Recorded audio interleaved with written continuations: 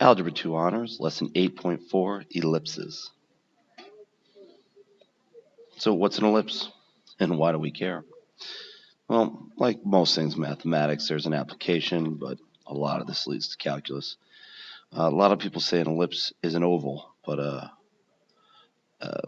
a symmetrical oval would be a better way to describe it. Whatever you have at one end, if it's kind of can't be pointier at this end than that. Ellipses pop up in nature a lot. They're describe planetary motion.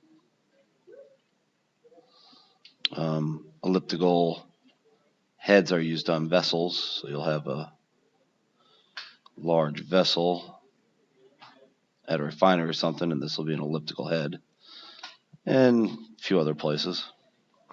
The standard form of ellipse, and there's two of them really, so I'm just going to show one of them and then we'll work out the rest, is x minus h squared over a squared plus, and the plus is very important, y minus k squared over b squared. That equals 1. So let's just jump in and graph it.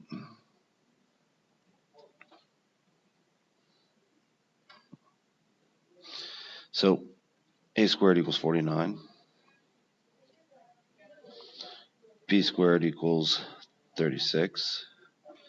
Therefore, A equals 7 and B equals 6. So to find that, we find the center first. In this case, there's no h and k, so the center is just 0, 0.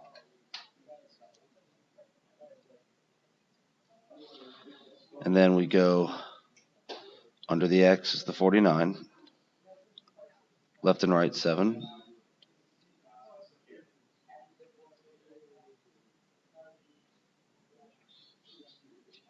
And up and down, 6.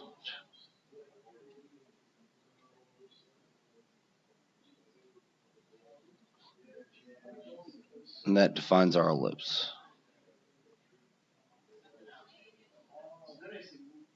Now we actually have two foci in here and here somewhere.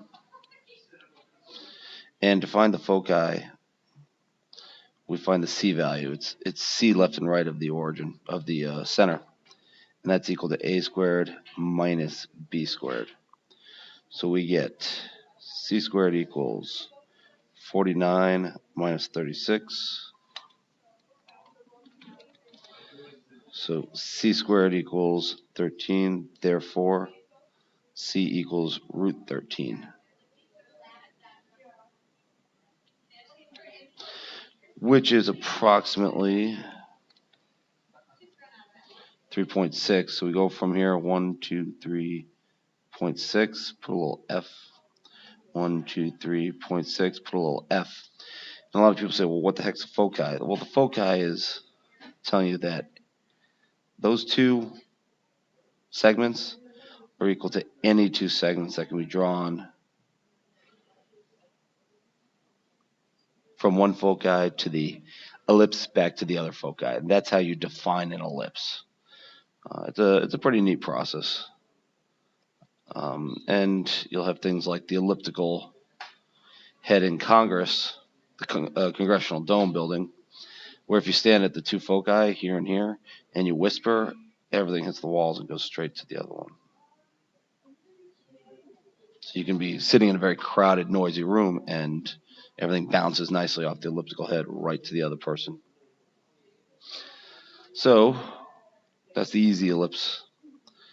This is why the general form I wrote above is not always the same. Notice the y is first now. We always put the bigger A value under that. Keep that simple. So now the center is at 2 comma negative 1. A equals 5 and B equals 3. But now we go to 2, negative 1, the center. And then we go up 5, down 5, left and right 3, because the y came first. Far and away, my biggest trouble in this unit is drawing a decent ellipse. Just to keep it simple. I'm not going to try and make it perfect. Just get it done. And then the foci.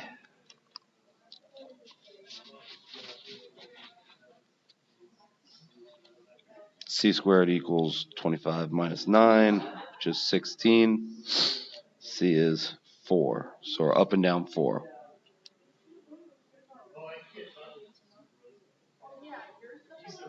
So those are the foci.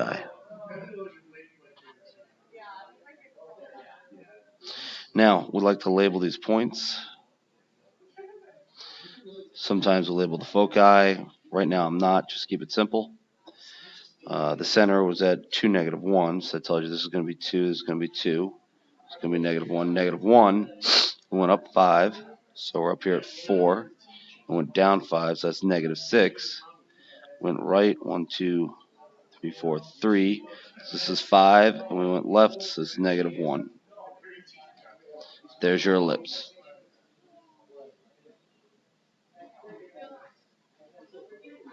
Now I can turn the problem inside out on a regular basis.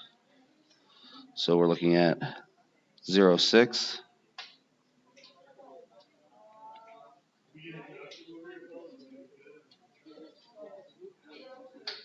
And go right 2 and left 2.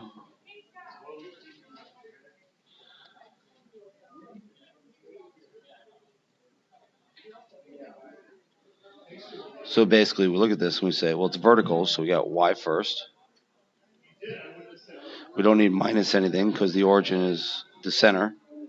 We went up 6, so that's 36. Went left and right 2, so that's 4. And this is like a little mystery, a little problem solving. You have to go and use your intelligence, what you know about ellipses, and figure it out. I can make it a lot more challenging and do things like this. Foci are at 2, 1 and 6, 1, which means that directly in the middle of them is the center. 1, 2, 3, 4, 1. So center is 4, 1. It's a left and right, so it's going to be x minus 4 squared plus y minus 1 squared. That's going to equal 1, and the a value is 25. So all I need is the b value. How to figure that out? Well, we know the distance to the foci is the c value, and that is 2. The a value is 5, so 4 equals 25 minus b squared. B squared equals 21. Now you can go and figure out b is root 21, but this is b squared. So when you figure out b squared, you just plug it in, you're done. There's your equation of the ellipse. So I'll give lots of problems like this. You have to kind of figure out the mystery and solve it. This we've done before. We just put it in order, and then we factor out the 4. So we have y squared minus 6y. And we move the 24 over. Then we complete the square.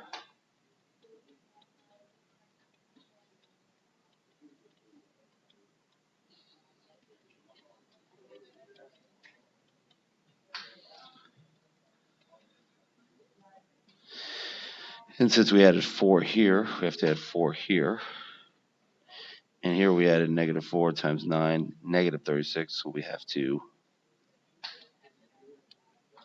pardon me, plus 4. So we have to add 36 over here. X plus 2 squared plus 4 times y minus 3 squared equals 16. Divide everything by 16 because we have to always set it equal to 1. X plus 2 squared over 16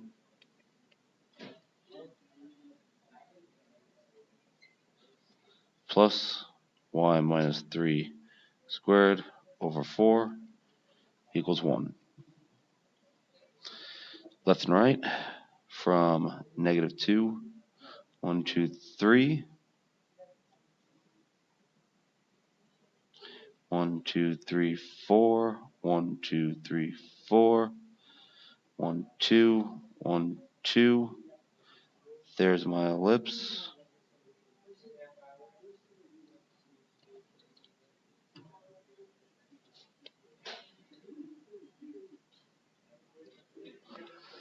So, find the focus. C equals 60 minus 4 is 12, root 12, which is about 3.5.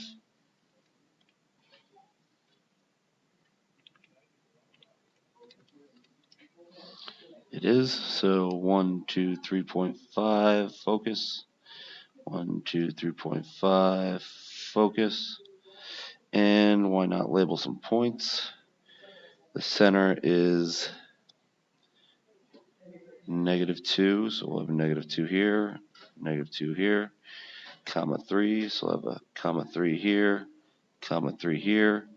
Then we went left, right, 4. This is 2, -6. This is 1, 5. That's it. Not too bad. Pictures in algebra matching up for a change. Good luck.